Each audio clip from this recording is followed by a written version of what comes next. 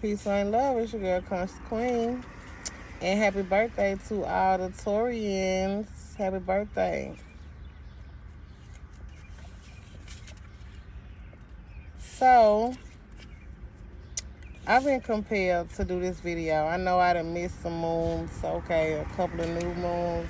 I know a couple of full moons for sure. Because, life be lifing.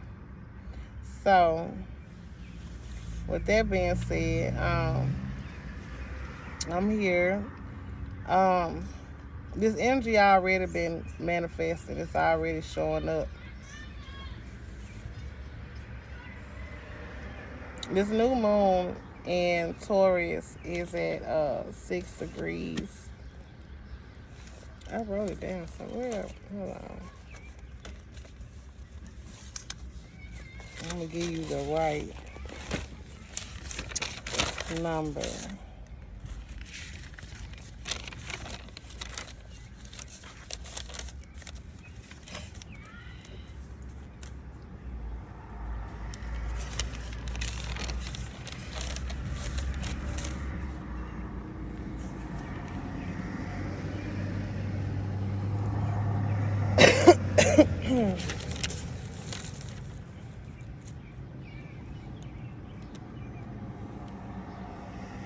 All right, 6 degrees and 34 minutes. Okay, April 28th, 2025. So the 28 is associated with the number 10. Okay, the 2 is the number of a divine union, and 8 is a number of attachments, and it's also a karmic number. But it's a Scorpio number, so it's connected to the 8th house. So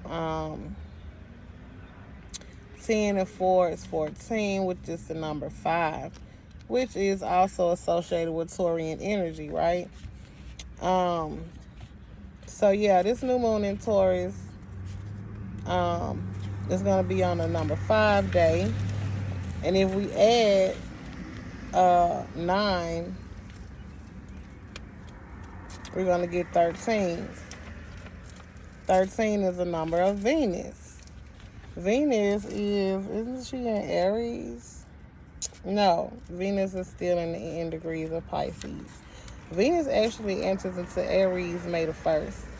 So, shortly after this new moon, Venus enters into Aries. And that is important.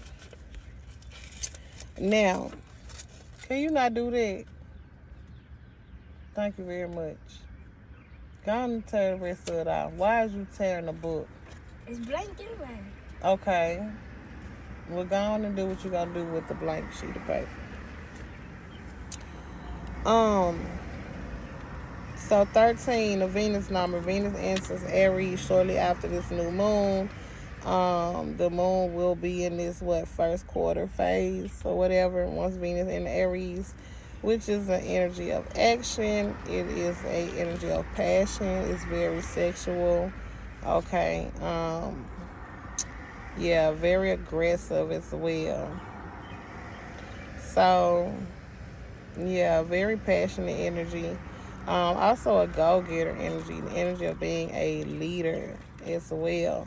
And with Venus entering Aries, that is going to be what is most attractive, going after what you want and taking the lead.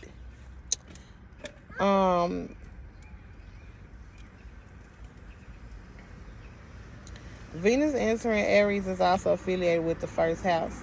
So let's note the fact that all of this energy is traveling behind the sun, okay?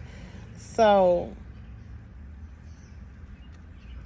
we got Chiron traveling behind the sun, and Mercury, and Neptune, and the true node, and Saturn, and Venus, Ceres, Pallas, Pluto.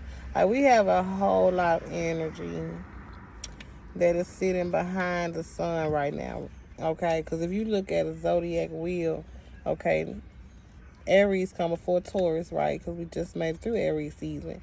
All right, so the sun then moved on into Taurus season, and then left all of these Aries planets behind. So that is also a key fact as well, a key detail. The fact that there's a lot of energy hiding behind the sun. Now the sun is connected to fathers, and with Chiron behind the sun, there's definitely some healing and some father wounds. And then we have Mercury behind Chiron. So there are some things that needs to be communicated, or some things that were said connected to this healing. Now, Mercury behind Chiron is also health, and I've been seeing a lot of accidents lately. So with Mercury being behind Chiron, um, this could be like healthcare workers as well, um, traveling in connection to health. Um, so be mindful of like injuries as well with Mercury behind Chiron. Okay, and then and then connected to Mercury is Neptune. We got Neptune and Aries now. And I've been getting a lot of downloads too about Neptune and Aries. I think I talked about Neptune and Aries um in another video. But Neptune and Aries is a special transit for me, and it is connected to my moon. So, yeah, I actually saw that Neptune's gonna be conjunct my moon until like March of 2027. So Neptune and Aries is gonna be in a conjunction to my moon for the next 2 years. So yeah. And with me being a Pisces, like Neptune being conjunct my moon, like I don't know. I don't know what to say about that. This should be very interesting. But I am connected to Aries at this time, so it is very interesting.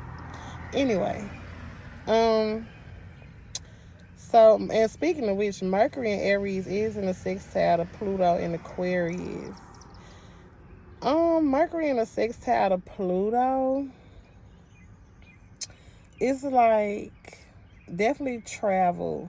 That could be like some kind of control issues, or like a determination when traveling, like a mission. There could also be like spying, secret travels, and stuff like that in communication. But Mercury is definitely connected to travel, okay?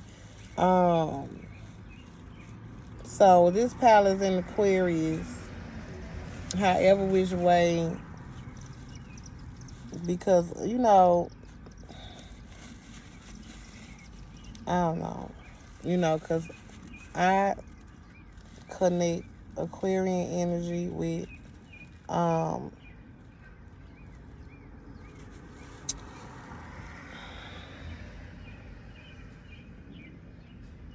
like theft, you know, like stealing, sneaking around, cheating, lies. With actually lying is Gemini, but theft is definitely Aquarius. Theft and cheating is Aquarius, and it's your friends, it's your goals and your networks, the people you associate with, the people you run with. Of course, Palace in Aquarius is the star, in Tarot and the major arcana. So that's Aquarius in its highest form, right? Um, but it's in the square as well. Pluto in the square to the sun. All right, Pluto in Aquarius is jealousy. Okay, it is jealousy, cheating, jealousy, scandal. Like, of course, sex is always involved with Pluto. Um,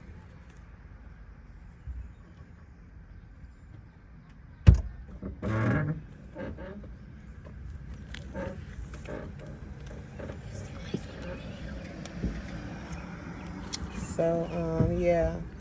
Oh, dang, my bad.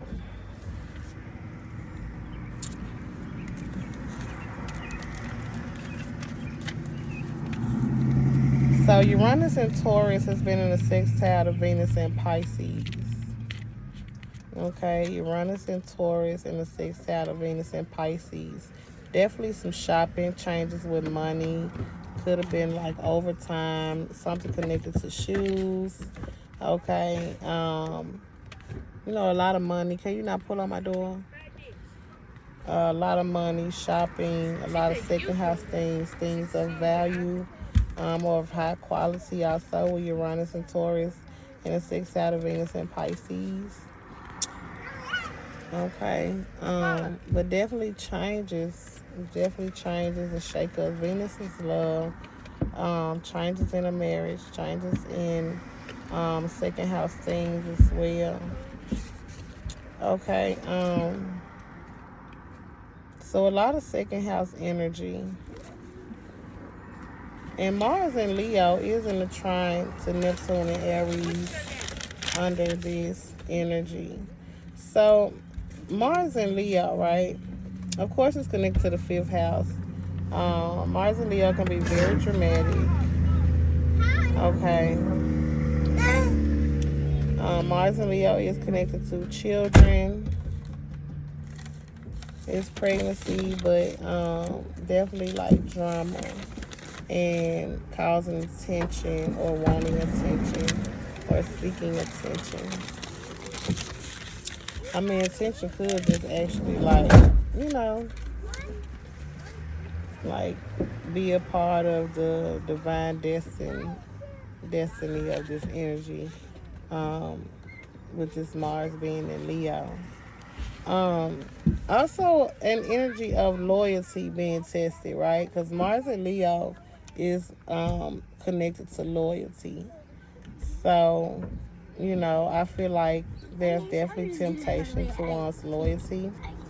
Mars and Leo can also be childish and playful. Okay, and the sun is also connected to a child as well. So with this sun, hey, get over here. With this sun in the square to Mars, be mindful of injuries and children. Be mindful of child abuse or, something with a child. Also like sex, like you might not want your child exposed to certain sexual energies, things that's on the internet, that's on the TV.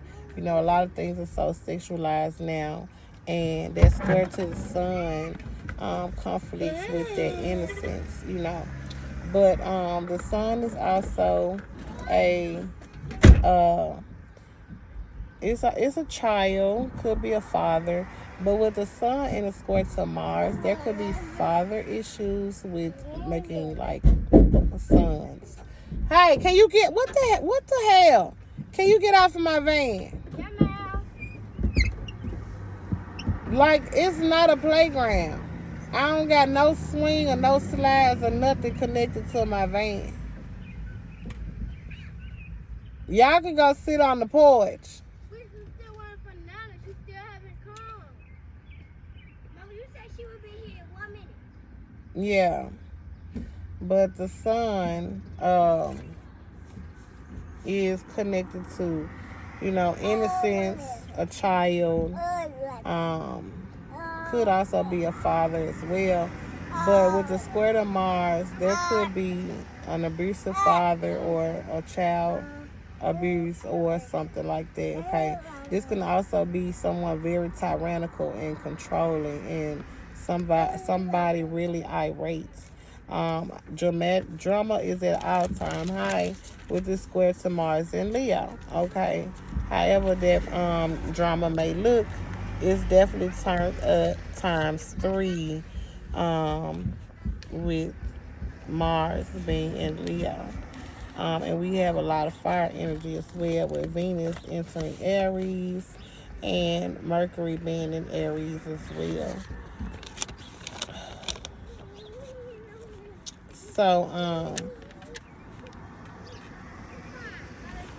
So the 6th degree of Taurus is kind of like an Ace of Pentacles, because this is a new moon, right? So there is an Ace of Pentacles here. There is something tangible.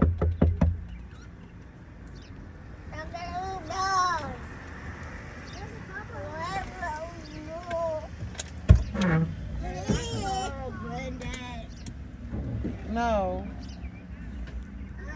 Not right now. Okay, close the door.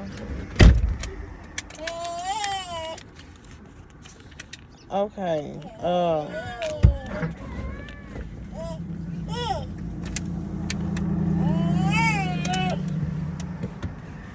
So yeah, all of this energy is behind the sun. So yeah, Ace of Pentacles, something tangible, something material. With this square to Mars and Leo, there's a conflict with humility because Mars and Leo wants attention and it wants to test your ego. Okay, so this the Sun square to Mars can also bring like a cowardly like energy. This is someone who don't want to fight. This is someone who don't want to face certain demons or but it is a very aggressive energy. My baby just hit me. Yeah, Sun square to Mars. Be mindful of your boys fighting too. Also aggressive anger issues and stuff like that. Could be. Can you get off of my door? Don't open it no more. My shoes. I don't care. You should have had your shoes a long time ago. Lock my door.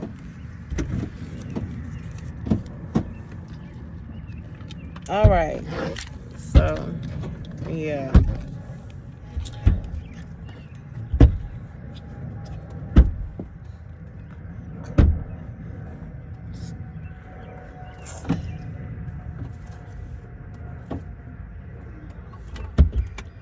All right, so yeah, the Sun square to Mars.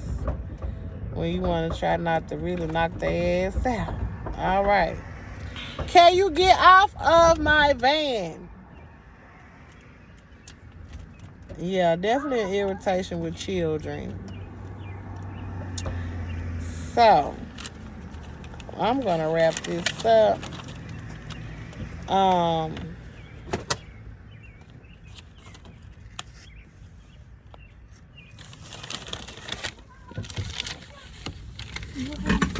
Nicholas.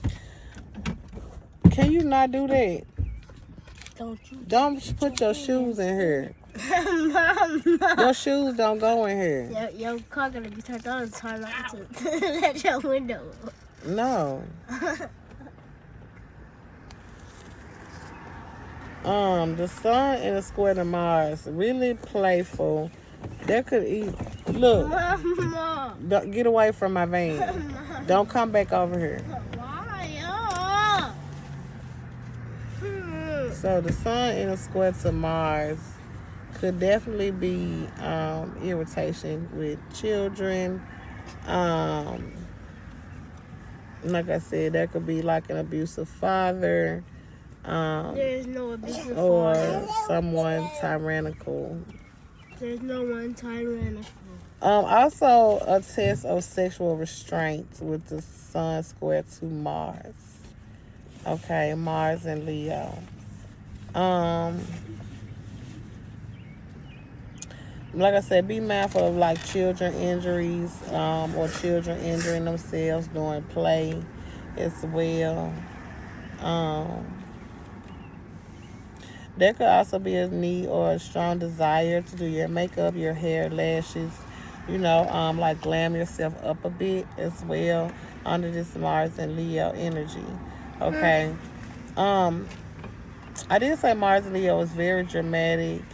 It's attention causing. It's a test of your ego with the square to the Sun.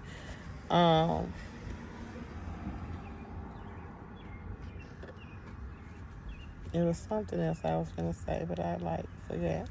Can you get...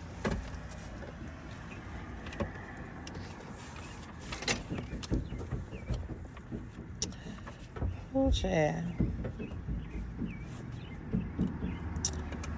Okay, sports injuries. Yeah, sports injury. Yeah, someone who really don't want to fight or argue, right? With the sun square to Mars. It's like I really don't want to fight or argue with you. Like you really is trying to piss me off. Or also, like I said, someone really strict and stern. Don't want to allow children to play and be themselves. Um, stuff like that. You know what I mean? Um, but with this square to the sun and the moon and Taurus, um, this is also, like I said, it's connected to money. It's connected to second house things, right? What you have, um, clothes, money, things like that. So I already did. He can get in. So the sun and Taurus in the square to Mars. There could be people being dramatic over money or over food, or Move the car. clothes or something like that. But anyway, I gotta pause.